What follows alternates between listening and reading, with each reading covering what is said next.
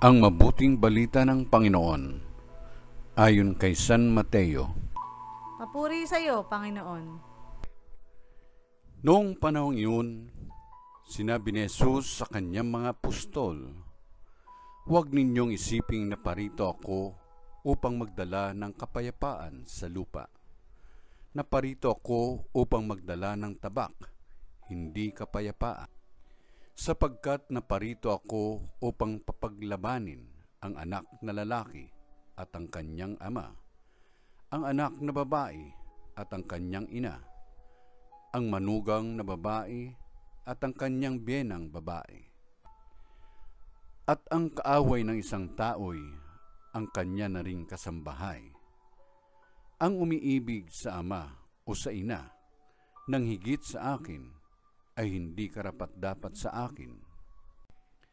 At ang umiibig sa anak na lalaki o babae nang higit sa akin ay hindi karapat-dapat sa akin. Ang hindi nagpapasan ng kanyang krus at sumusunod sa akin ay hindi karapat-dapat sa akin. Ang nag-iingat ng kanyang buhay ay siyang mawawalan nito, at ang nawawalan ng kanyang buhay dahil sa akin ay magkakamit nito. Ang tumatanggap sa inyo ay tumatanggap sa akin, at ang tumatanggap sa akin ay tumatanggap sa nagsugo sa akin. Ang tumatanggap sa isang propeta dahil sa siya'y propeta ay tatanggap ng gantimpala ukol sa propeta. At ang tumatanggap sa isang taong matuwid dahil sa siya'y matuwid ay tatanggap ng gantimpalang nauukol sa taong matuwid.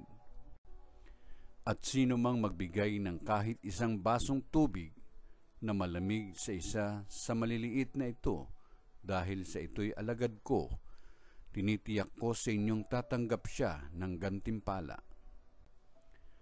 Matapos tagubilinan ang 12 alagad, umalis si Jesus upang magturo at mangaral sa mga bayang malapit doon.